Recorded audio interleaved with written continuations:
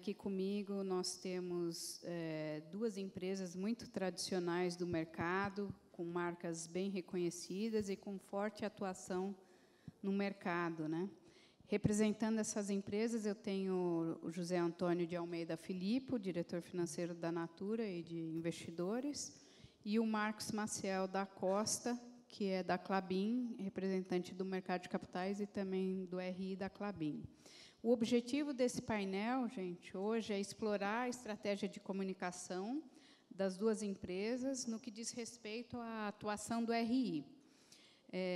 Eu vou tentar explorar aqui com vocês os principais desafios que elas encontraram para comunicar grandes eventos na estratégia delas, recente. E, rapidamente, eu vou falar um pouquinho sobre a bio, né, a biografia dos nossos dois palestrantes. O José possui 35 anos de experiência na área financeira, já atuou em diversas empresas de grande porte, como o Grupo Pão de Açúcar, a CPFL Energia e a Latasa. Antes de ingressar na Natura, ele atuou também como vice-presidente executivo financeiro e de investidores da Embraer. O Felipe fez engenharia civil na Federal do Rio, tem pós-graduação em finanças também pela Universidade Católica do Rio. O Marcos possui graduação em administração de empresas pela USP, com pós-graduação em Financial Economics pela FGV. O Marcos atua na Klabin desde 2013. Anterior à Klabin, ele trabalhou na Suzano, outra empresa, né, de papel e celulose, e tem mais de 10 anos de experiência no setor. Eu vou começar com a Klabin. Tá? A companhia hoje tem um valor, um market cap em bolsa de cerca de 18 bilhões. Em 2018, ela vendeu 10 bilhões, dos quais 55% no mercado doméstico, 45% ela exporta. Um EBITDA de 4 bilhões, com uma margem de 40%. Né? Há um ano atrás, a empresa valia mais ou menos, né, Marcos, uns 15% a mais. E ela fez um investimento, um anúncio de um investimento recorde. Na verdade, o Marcos estava me contando que é o segundo grande ciclo de investimento da companhia. Ela já fez um outro entre 2013 e 2016, que chamava Puma 1. Então, agora ela está com o Puma 2, que é um investimento de cerca de 9 bilhões, ou seja, metade do market cap da companhia ela vai investir nos próximos anos. E o que eu queria explorar com você? Na sua opinião, Marcos, o mercado não está entendendo e considerando esse CAPEX na tese de investimento? O que você acha que está faltando e como tem sido a comunicação da área de RI com o mercado? Bom, primeiramente, boa tarde. Obrigado ao IRB pelo convite. Obrigado, Daniela. Acho que, em relação ao projeto que a Klabin recentemente aprovou, que é o Puma 2, é um projeto, como você comentou, de 9 bilhões de reais. Só para contextualizar, são duas novas máquinas de papel para embalagem. É um investimento de longo prazo, então a primeira máquina vai ficar pronta só em 2021, em abril de 2021, e a segunda máquina em abril de 2023. A questão da desvalorização do papel nos últimos, acho que no último ano, tem alguns eventos que ocorreram concomitantemente à aprovação do projeto. Acho que o mais importante deles é a queda no preço da celulose, né, nos últimos 12 meses, né, e 50% do resultado da companhia é ligado ao mercado de celulose. Ao mesmo tempo, a economia doméstica, que representa mais ou menos os outros 50% do nosso resultado, tem andado de lado. Acho que a realidade está muito pior do que a expectativa, que foi gerada principalmente no final do ano passado. Então, isso acabou, acho que também frustrando os investidores. Em relação ao projeto, a principal dificuldade que a Klabin tem, e que isso acho que é muito natural nesse mercado de papel e celulose, é que é um investimento de longo prazo. Então, como você falou, é um investimento muito grande, 9 bilhões de reais, mais ou menos como foi o primeiro, o Puma 1, que também foi 8 bilhões e meio de reais, e que, num primeiro momento, normalmente o mercado penaliza, porque você tem uma alavancagem da companhia que vai ficar mais alta, naturalmente. O exemplo do primeiro projeto, a alavancagem chegou a 6 vezes, dívida líquida EBITDA. Então, via de regra, o mercado penaliza no primeiro momento por alavancagem, pelo risco de execução de um projeto dessa magnitude. E aí começa a pagar pelo projeto mais ou menos um ano e meio, 6 meses antes do startup do projeto. A gente acho que aprendeu muito com o primeiro projeto, que foi em 2013, até porque ele já cumpriu todo o seu ciclo de aprovação, construção, startup, o ramp-up. Então, hoje, a gente usa muito do aprendizado do primeiro projeto, tanto do que a gente deveria ter falado mais, no que a gente deveria ter sido mais transparente, no que a gente poderia ter falado um pouco menos, questões regulatórias, como a gente tem que encarar isso também. A gente usa muito do primeiro projeto para agora fazer uma comunicação mais eficiente em relação ao projeto. Isso a gente tem feito por meio de apresentações as mais didáticas possíveis, participando do maior número de reuniões, conferências, calls com analistas. Você acha que o número de participação aumentou em relação ao ciclo anterior? O interesse após a aprovação de um projeto dessa magnitude, ele naturalmente aumenta. E acho que uma das ferramentas importantes que a gente tem que lançar a mão num período como esse também é uma estratégia de targeting que por ser um projeto de longo prazo, e esse é o grande desafio, também não só essa questão da eficiência na comunicação, mas achar os investidores que topam ficar durante esse ciclo de investimento, na qual naturalmente a companhia vai se alavancar. Então, o interesse é maior, mas a gente tem que também saber escolher que tipo de investidor a gente quer falar. Que ferramenta que você utiliza para te auxiliar nessas escolhas? A gente tem, por exemplo, esse ano, por exemplo, a gente tem uma meta de targeting, que a gente vai fazer uma análise de peers, por exemplo. A gente pode analisar também, como a gente teve esse primeiro ciclo, né, 2013, 2014, analisar quais investidores estavam na base acionária da companhia naquela época, porque, enfim, são esses que toparam ficar durante um ciclo de expansão que foi bastante importante. Mas também não dá para desconsiderar, assim, via de regra, esses investidores têm mais a ver com o perfil de investidor estrangeiro. Mas não dá para desconsiderar também os investidores locais, que são quem dão mais liquidez para o papel, e liquidez que é importante, inclusive, para os próprios investidores estrangeiros entrarem no papel. Então, hoje, os investidores brasileiros representam quanto? Hoje é mais ou menos 50-50. Então, normalmente, gira entre 40% e 60% investidores locais e estrangeiros. E a Klabin tem uma flexibilidade de resultados. Então, a gente tem 50% do resultado que vem de exportação, 50% que vem no mercado local, que acaba se traduzindo também numa base acionária que tem uma certa flexibilidade também, o que acaba sendo bom, porque a gente consegue ter tanto liquidez quanto investidores mais de longo prazo, que ficam no papel, enfim, bastante tempo. Então, acho que esse é o principal desafio de comunicação atualmente na companhia, passar uma mensagem clara, direta, mostrar os benefícios do projeto, mostrar sinergias que, às vezes, não é tão fácil assim do projeto em relação às outras unidades da companhia, e saber, enfim, usar o melhor tempo, enfim, para falar com os investidores que, de fato, vale a pena nesse momento, né? Legal, Marcos. Mudando um pouco para o Filipe, aqui, o bate-bola, a Natura possui um valor de mercado mais ou menos atualmente de 25 bilhões, vendeu o ano passado 13 bilhões, com EBITDA de 1,9 e uma margem de 14. As ações da Natura basicamente dobraram de valor, né, Filipe, nos últimos 12 meses. Então, claramente, o mercado gostou dessa nova estratégia da companhia, entrar no varejo, né, uma aquisição transformacional para a companhia, com a The Body Shop, e, mais recentemente, com a compra de parte do negócio da Avon. Então, estava até comentando com o Filipe, ele chegou 2 grandes M&As aí para digerir, então, um grande desafio, né, para comunicar com o mercado. Então, conta um pouquinho para a gente como é que a companhia tem se posicionado e quais recursos e desafios ela observou aí nessa comunicação com o mercado aí nos últimos, sei lá, 12 meses. Ótimo. Bom, obrigado, boa tarde, obrigado pelo convite.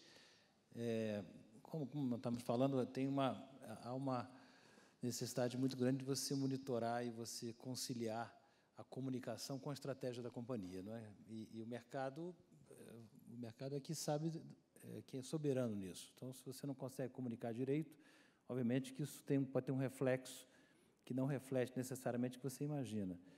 No caso da Natura, você lembrava aí dos eventos importantes acontecidos nos últimos anos. Em 2017, a companhia adquiriu o controle, a totalidade das ações da The Body Shop. A Body Shop, na ocasião, era uma companhia que pertencia à L'Oréal, então uma companhia que não tinha informações públicas muito claras, e a venda foi feita através de um processo competitivo de acesso a informações em data room. Então, o mercado não conhecia detalhes da operação da The Body Shop.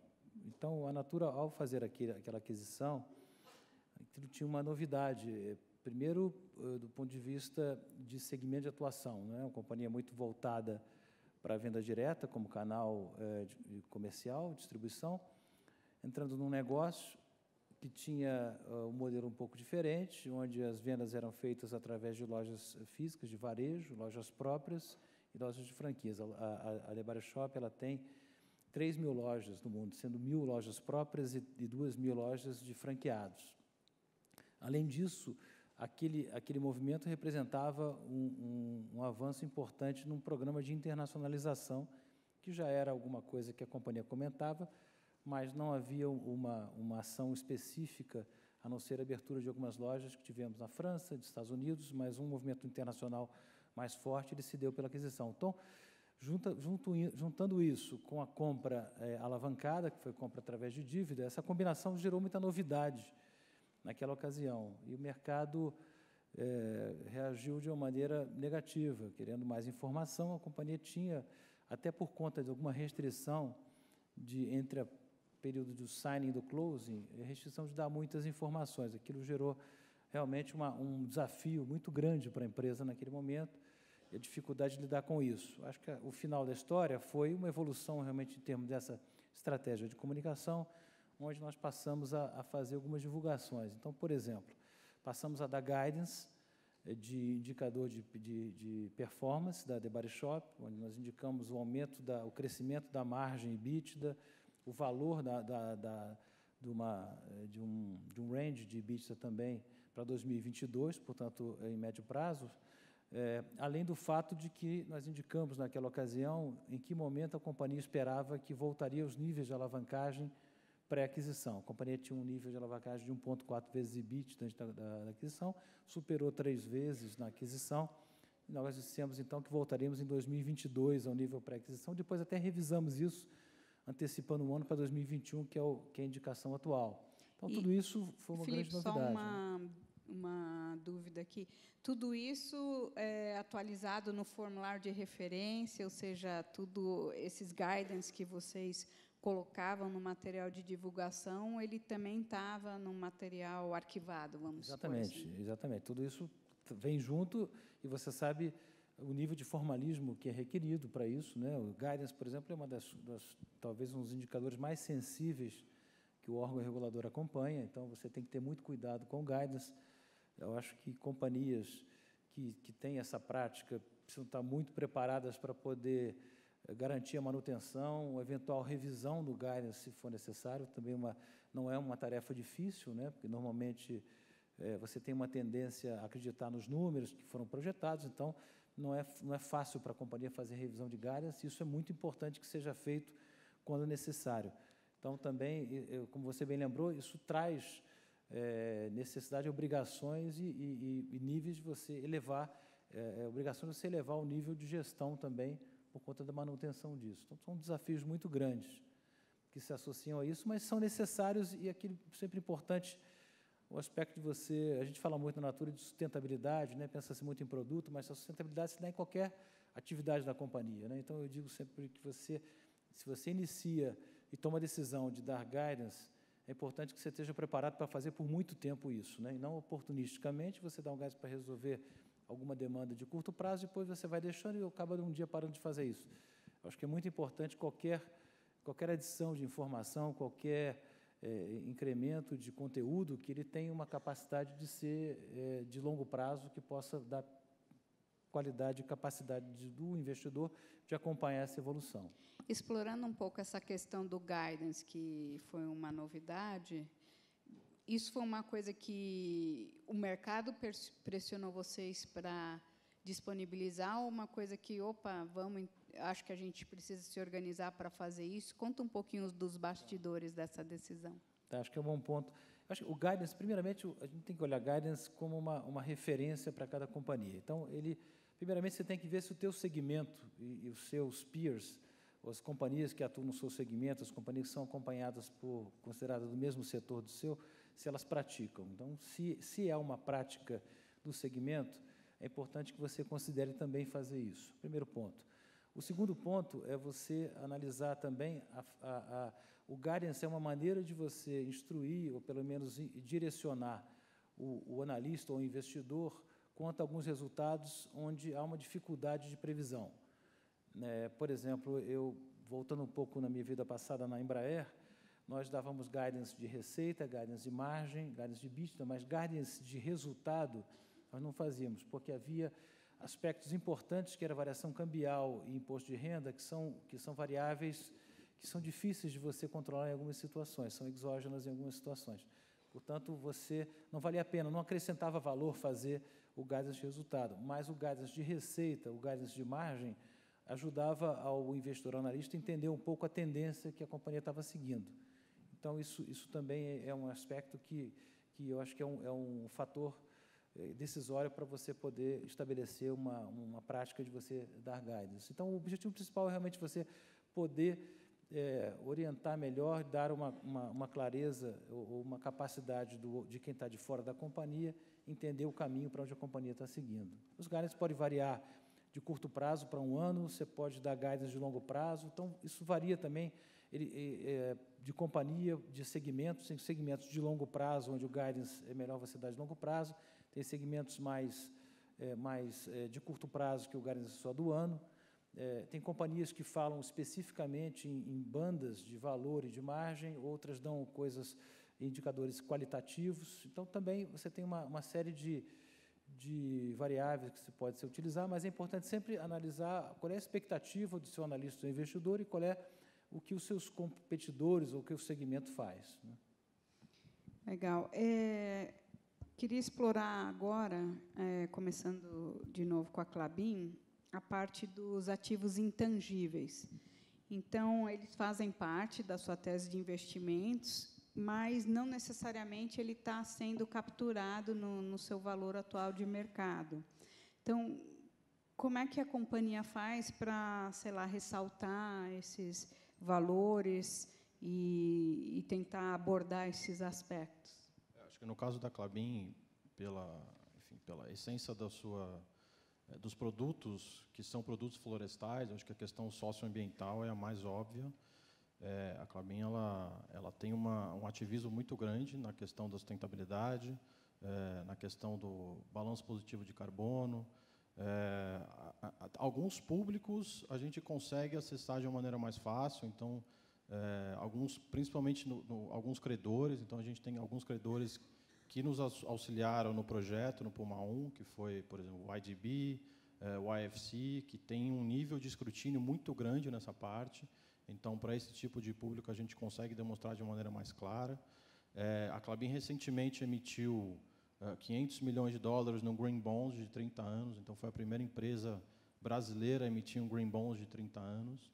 Então, isso não deixa de ser uma maneira de tangibilizar essas questões que, no primeiro momento, parecem um pouco etéreas para um público mais leigo. Agora, tem vários outros aspectos, então, um que tem sido falado constantemente e que é uma coisa cada vez mais recorrente, é a questão da substituição do plástico por outros tipos de embalagens sustentáveis, recicláveis, e aí, obviamente, o papel entra como uma embalagem que responde a esses anseios. A gente vê isso em mercados mais maduros, então, principalmente na Europa, um pouco nos Estados Unidos, mas mesmo no Brasil isso tem começado a tomar uma proporção muito maior do que no passado. Não sei se, enfim, vocês viram, mas recentemente, essa semana, saíram algumas novas regulamentações, tanto em São Paulo quanto no Rio de Janeiro, banindo o uso de alguns materiais de plástico. Agora, para o investidor mais tradicional, isso acaba sendo um pouco secundário. Ele quer ver isso aparecer em números, Ele quer ver o quanto a Klabin vende mais pelo fato dela estar substituindo o plástico, quanto isso aumenta, tem diferencial de preço.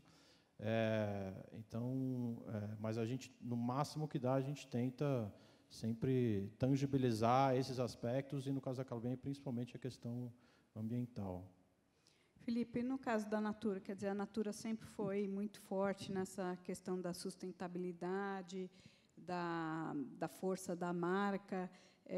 Que você achou, assim, nos últimos, sei lá, 12 meses, ou desde que você entrou para a companhia, o que você pode contar para a gente nessa área de ativos intangíveis e como que o mercado tem precificado isso? Bom, acho que a Natura tem uma história de programas de sustentabilidade, a preocupação com o meio ambiente, não só nas embalagens dos produtos, que é um problema, realmente, como o Marcos falou, isso tem afetado não só a utilização do ponto de vista primário do próprio produto, como também do que se faz quando se descarta, né? Não há um programa que realmente proteja isso. Então, a gente tem feito umas primeiras companhias a lançarem reciclagem de embalagens recicláveis, né? A gente tem usado bastante isso. Nós estamos cada vez mais fazendo o ciclo completo de embalagem reutilizada.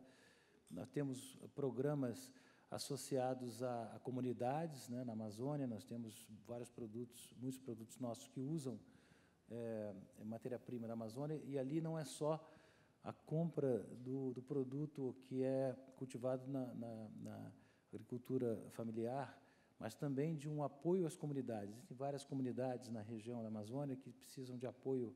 Nós damos educação, damos apoios diversos para essas comunidades, nós compramos créditos de carbono de algumas delas, revertemos, a gente incentiva a utilização consciente da terra. Então, tem muitos programas interessantes que são feitos nesse sentido. Isso é uma preocupação muito grande da companhia. Nós não temos grandes ativos, então, a gente está muito associados em termos de balanço propriamente, aspectos de TI, aspectos de goodwill, nós não temos imobilizados, são mais, as coisas vão mais a despesas, né? Nós somos uma indústria que capitaliza tanto. Mas eu acho que isso é algo importante, que a companhia tem uma preocupação muito grande. O Marcos falava dos green bonds, né? Também nós temos tido bastante contato com investidores ou instituições financeiras que têm trazido isso para as companhias, seja o green bond, seja o social bonds. Nós temos tido, essa regulação ainda está em evolução, obviamente, mas há cada vez mais interesse do mercado investidor de direcionar recurso para companhias que tenham comprometimento social, comprometimento com o meio ambiente. Eu acho que a tendência é que você tenha cada vez mais uma competitividade maior desses papéis. Então, acho que é algo importante que vem crescendo esse interesse bastante por ofertar recursos para companhias que tenham comprometimento com sustentabilidade e meio ambiente. Felipe, uma coisa que você estava comentando comigo da segunda transação de M&A, né, no caso da Avon, é que, como a Avon era uma empresa listada, diferente da The Body Shop, você tinha outros requisitos, né, principalmente junto à SEC. Então, se você pudesse comentar com a gente, como é que foi a diferença entre, né, um momento de um M&A de uma empresa privada e outro de uma empresa listada lá fora, e como que a Natura lidou com essas informações? Bom, nós estamos no período entre a assinatura e fechamento da operação, então há limitação de comentar na operação específica, mas do ponto de vista para mercado, eu acho que é importante talvez comentar a diferença. Nós falamos há pouco, na época da questão da The Body Shop, da preocupação que o mercado teve com a novidade, que era segmento de atuação, internacionalização, alavancagem. Ali tinha toda a novidade. Eu acho que de lá para cá, embora no prazo não tenha sido muito extenso, mas a companhia conseguiu mostrar e executar um plano importante de desenho de governança internacional. Nós temos hoje um conselho, um comitê que gerencia as companhias do grupo. Hoje nós temos aí não só a Natura, como a The Body Shop e a ISO, uma companhia australiana, também no mesmo segmento. Então, existe um grupo de governança que cuida de todas essas companhias. Nós fizemos e divulgamos não só os indicadores de guidance que eu falava, mas também o plano de reestruturação da The Body Shop, onde nós mostrávamos aonde que seriam investidos os recursos para poder fazer essa transformação, especialmente relacionado a fechamento de lojas com baixa rentabilidade, abertura de outras lojas, aspectos de ajuste de estrutura, reposicionamento em alguns países.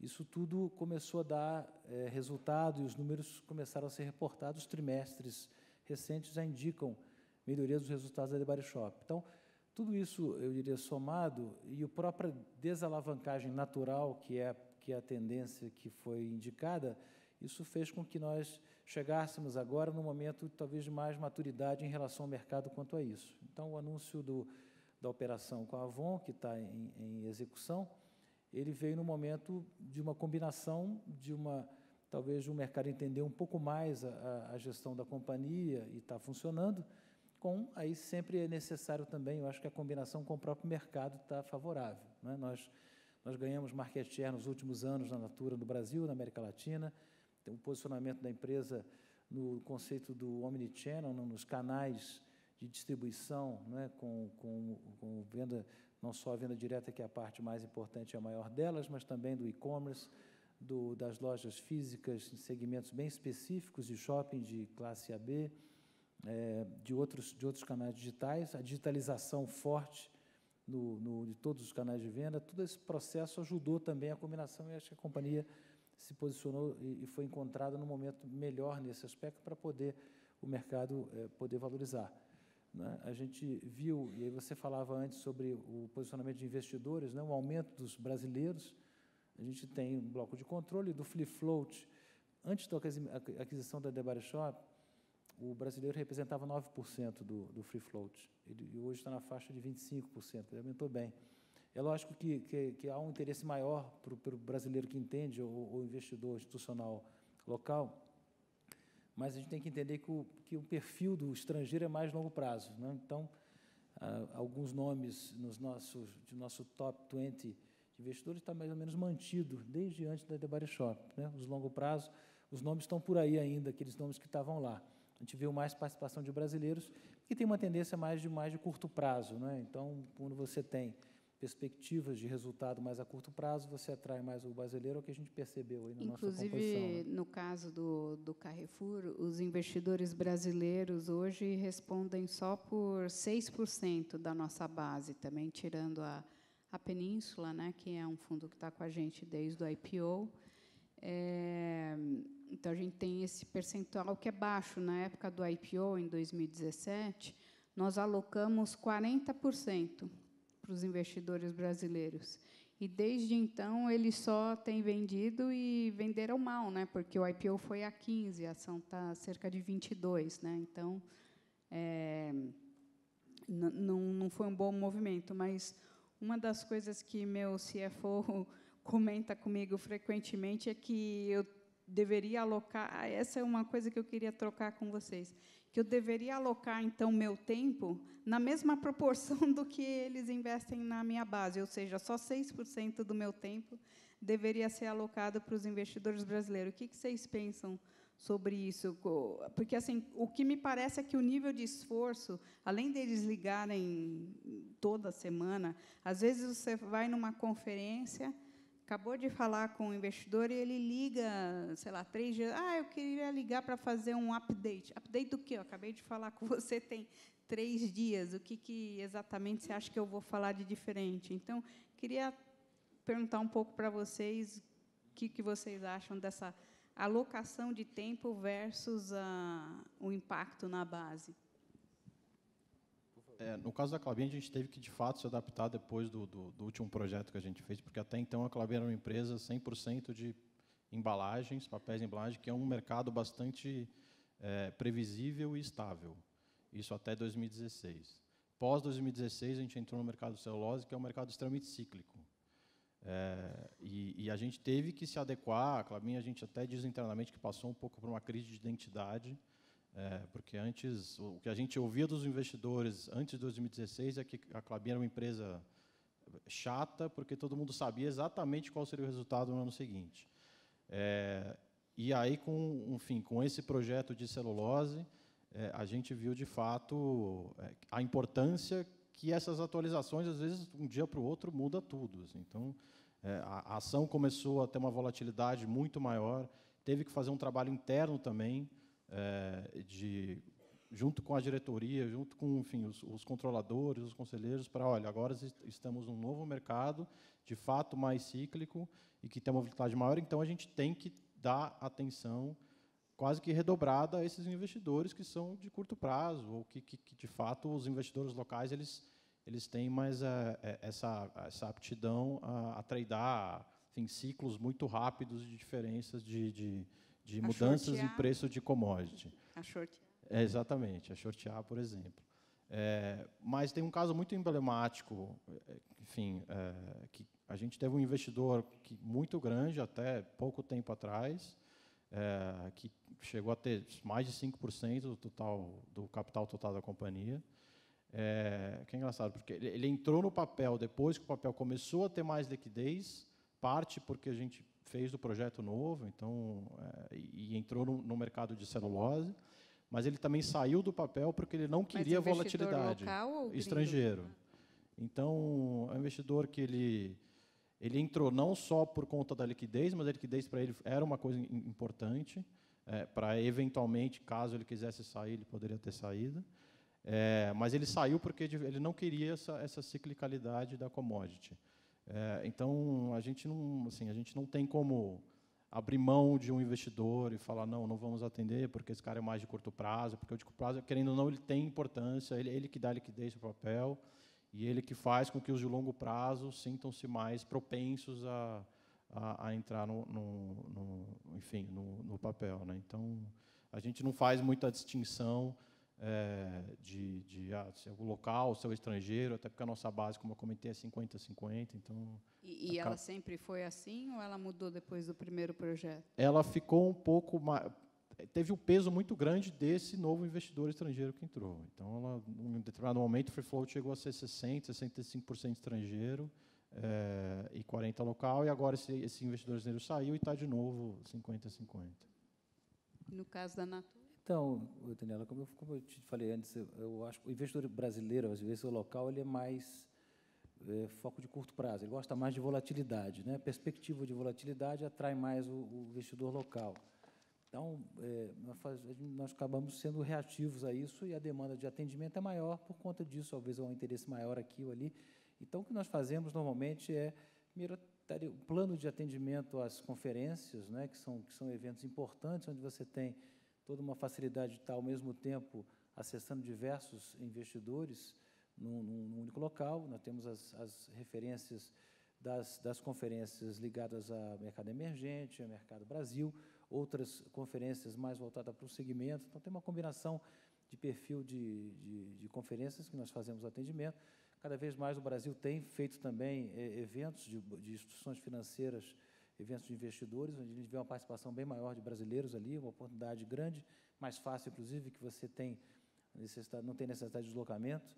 O que nós fazemos muito também é um target study, onde a gente analisa o perfil dos investidores, quais são os investidores que têm participação em empresas do setor, que tem Brasil, que tem emergente. Então, a combinação desses fatores, a gente faz uma interseção na nossa base, e se você identifica alguns investidores que têm perfil para estar com a sua ação e não estão, ele se torna um alvo de você buscar encontrá-lo. Nem sempre você consegue, porque tem investidor que não recebe empresa, é uma característica de cada um, mas em conferências, normalmente nós tentamos ver se há uma disponibilidade para que nós possamos encontrá-los, alguns desses investidores, que nós monitoramos dessa forma.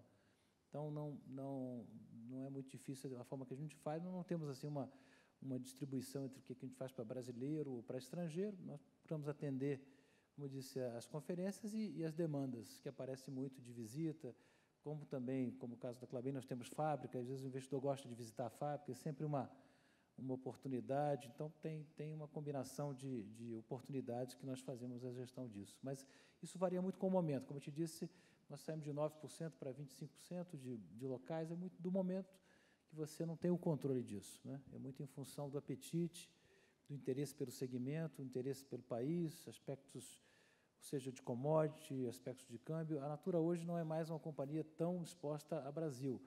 Nós também temos hoje, já com a The Body Shop e com a ISO, exposição de receita mais global também. Então, isso faz com que o perfil do teu investidor ele se ajuste a esse perfil.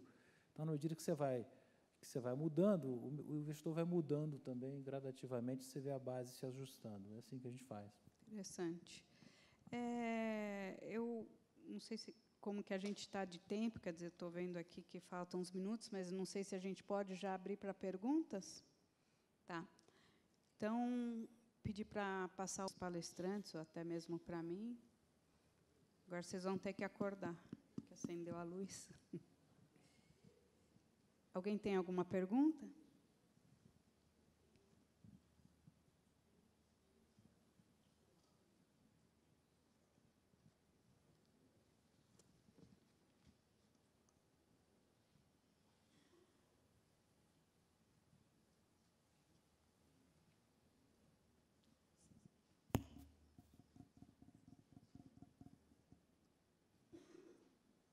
Olá, boa tarde.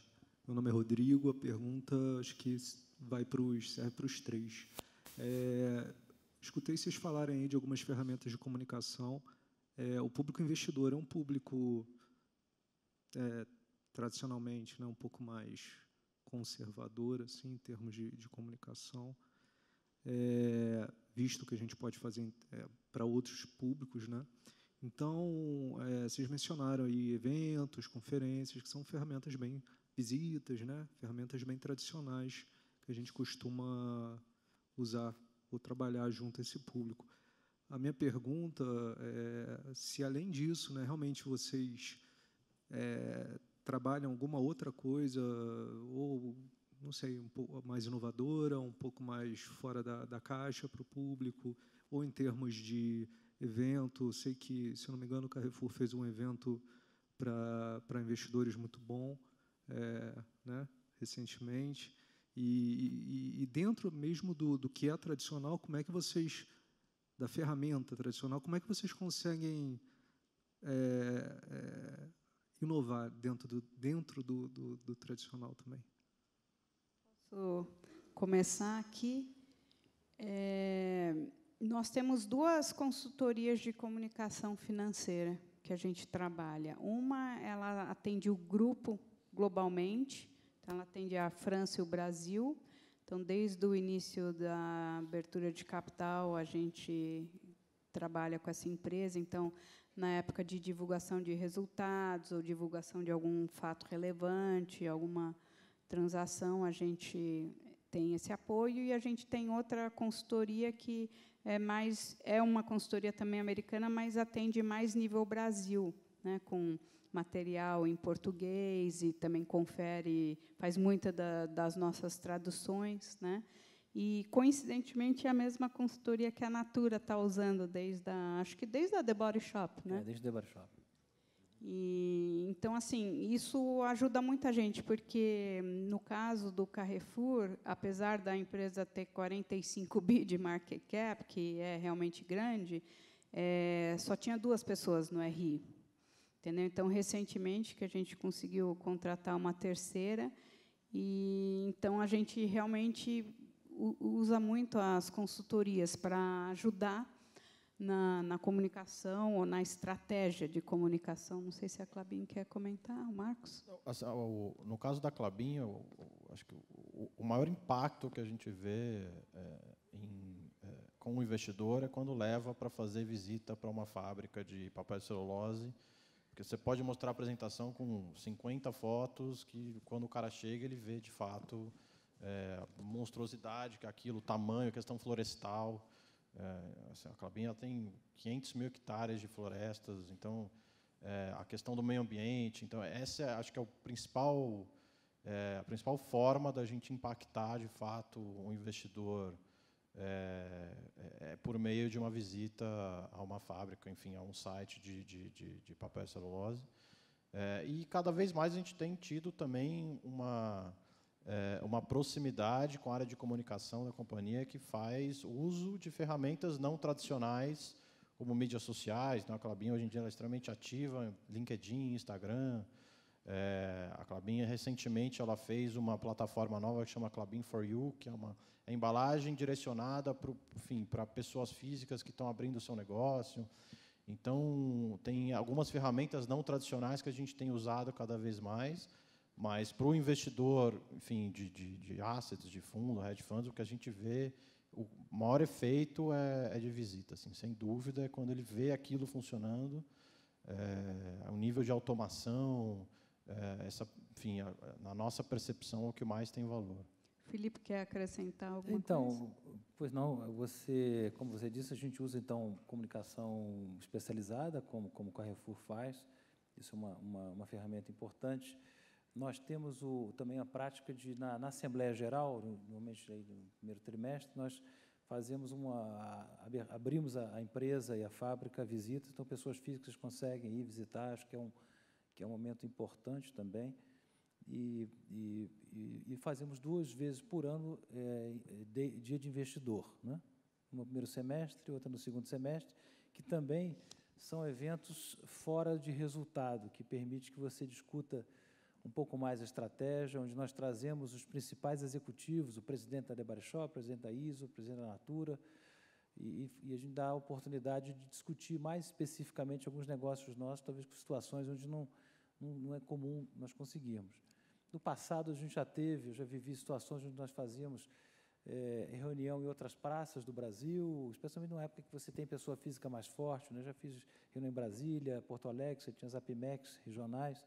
Isso enfraqueceu um pouco. Hoje você não consegue mais reunir, talvez, aí um público para justificar fazer um evento. Mas eu acho que algumas desses canais, como a APMEC, ainda é uma maneira de você atingir algum público, pessoa física, que quer ter uma reunião mais personalizada, fazer uma pergunta mais própria, então a gente procura fazer dessa maneira também. Felipe, me corrija se eu estiver errado, mas acho que esse ano a Natura fez, inclusive, um Investor Day fora do Brasil, né, pela primeira vez. Fizemos no ano passado, né? Então, esses 2 eventos de Investor Day, do primeiro semestre no Brasil e no segundo semestre no exterior. Oi, boa tarde, Haroldo Levi, coordenador do CODIM. 2 coisas. Primeiro, uma colocação, eu queria fortalecer tudo que o Felipe falou sobre guidance e o pronunciamento do CODIM. Existe um pronunciamento sobre esse assunto, eu sugiro que todos procurem e leiam, mas o cuidado todo que você colocou é uma das coisas mais relevantes e, que a Adriana colocou, a constância na mudança com antecipação suficiente para que não cause problemas no mercado. É um risco grande que se corre fazendo guidance, e principalmente, que você falou de lucro, então, nem se pensar, e mesmo EBITDA, eu acho que há grandes dúvidas se isso realmente é bom. Mas a minha pergunta é a seguinte, dadas as transformações atuais, eu queria saber como é que essas áreas de RI estão recebendo, se é que estão recebendo, demandas da seguinte questão, que muitas startups estão vindo aí, acabando com negócios de um dia para o outro. Como é que vocês estão enfrentando, olhando as estratégias das companhias internamente, e como estão expondo isso para fora, na medida que pode estar sendo questionado, bom, o seu negócio, sustentabilidade, né, na Natura isso sempre foi uma constante, como é que eu posso pensar em sustentabilidade? Estava até pensando ultimamente, puxa, até quem indica ações hoje no mercado, quantas ações, quantos papéis efetivamente eu posso dar uma indicação, pensando que a gente sugere que o investidor fique no longo prazo, com essa situação atual de transformação tão rápida e tão relevante, quer dizer, destruindo, entre aspas, ou, às vezes, reconstruindo companhias de um dia para o outro. No caso do Carrefour, a gente anunciou em fevereiro a criação de uma unidade de negócios justamente para lidar com esses temas. Então, é o Carrefour e-Business Brasil, que tem um time específico. Então, todas essas oportunidades com startups, ou a gente recebe, né, muita ligação, eu tenho esse tipo de serviço, ou sou uma empresa que desenvolve isso, ou sou uma fintech, enfim, ou sou um fit de M&A interessante.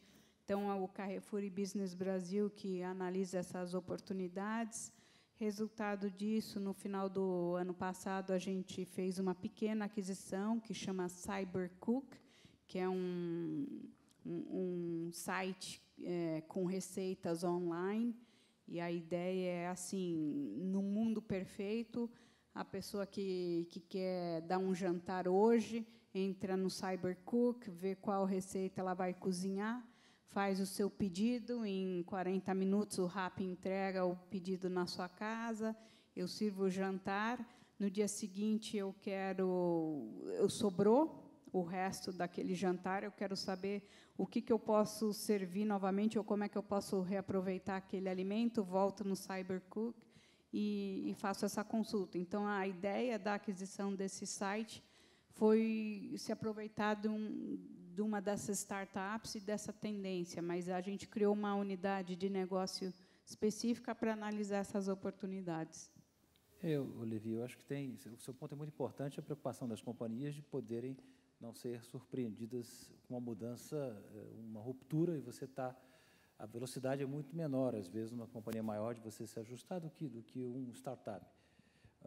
Eu acho que isso está muito dentro do planejamento estratégico das companhias. Então, a gente investe muito numa gestão quase que permanente de planejamento estratégico. Nós temos a nossa temporada de discussão de estratégia, de tendências, trazemos sempre gente de fora para falar sobre tendências, seja, no nosso caso agora, tendência de Ásia, seja tendência de digitalização, seja tendência de canais de distribuição. Há uma modificação grande e a gente tem tentado se ajustar a isso e ficar atento. Alguns comentários para você. Há um processo de digitalização muito forte no grupo. Hoje, as consultoras, mais da metade das consultoras, já utilizam o meio eletrônico para se comunicar com a companhia, o aplicativo. As consultoras hoje, muitas delas são influenciadoras, têm os seus canais eletrônicos de comunicação com o mercado, então também são o que a gente chama de influencers, né? Além disso, nós fizemos recentemente, anunciamos um programa com o Banco Santander de e-wallet, onde nós vamos ter uma conta digital para as consultoras, que também permite que elas tenham acesso a todas essas facilidades dos meios de pagamento e da rapidez com que isso cresce hoje. Então, há uma preocupação muito grande de estar atento aos movimentos e estar presente nisso aí. Eu complementaria uma outra iniciativa que nós divulgamos no último trimestre, que nós entramos num fundo internacional Venture Capital também, que investe em startups de beleza, de beauty, né? Companhias que trazem modelos disruptivos, modelos de novas utilização de novos ingredientes, de novos modos de se comunicar e de produtos. Então, nós temos acesso então a esse movimento. Obviamente que é sempre muito difícil você ficar investindo em companhias startup, porque você tem que ter preocupação com os seus princípios. Nós temos aí o blacklist de ingredientes que nós não concordamos que se use, teste em animais, enfim, uma série de procedimentos e conduta que nós temos. Então, nós temos que garantir. Mas nós conseguimos fazer um fundo onde nós somos parte com outros investidores, onde todos concordaram que esses requisitos têm que ser atendidos para nós investirmos numa companhia. Mas nos traz também uma capacidade de leitura da evolução desse segmento também. No caso da Klabin, só para citar, enfim, brevemente por conta do tempo, a Klabin ela tem uma produtividade, aí eu não falo só da Klabin, do setor de papel e celulose no Brasil tem uma produtividade florestal que é basicamente imbatível. Então, a grande preocupação das companhias é, de fato, com alguma mudança que seja disruptiva e que as pessoas, por alguma questão, parem de consumir papel e celulose. Então, enfim, a aliança que a Klabin faz e o link que a Klabin tem com as startups é principalmente na questão de inovação, de pesquisa e desenvolvimento. Então, recentemente, a Klabin ela comprou uma parcela de uma startup israelense chamada Melodeia, que faz estudos sobre biobarreira. Biobarreira, enfim, é a questão mais em pauta hoje da indústria do papel para embalagens, para criar embalagens cada vez mais que sejam resistentes a vapor, a água, a calor, ao ar, então, e que sejam 100% sustentáveis, ou seja, 100% biodegradáveis, recicláveis. Então, se, por exemplo, um copo para você tomar água, alguma coisa, e depois, em 6 meses, ele simplesmente se integra no meio ambiente. Então, acho que a questão de produtividade, assim, a gente não vê startups, por exemplo, como uma ameaça fazendo o que as empresas de papel e celulose fazem, porque precisa de muita escala.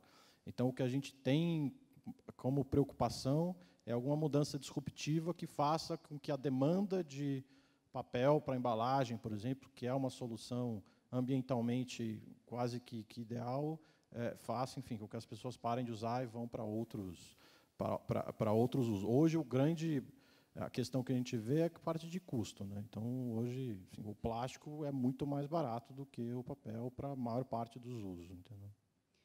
Então, a gente encerrou o tempo. Em nome do IBRE, eu gostaria de agradecer a participação no painel e desejar a todos uma boa tarde.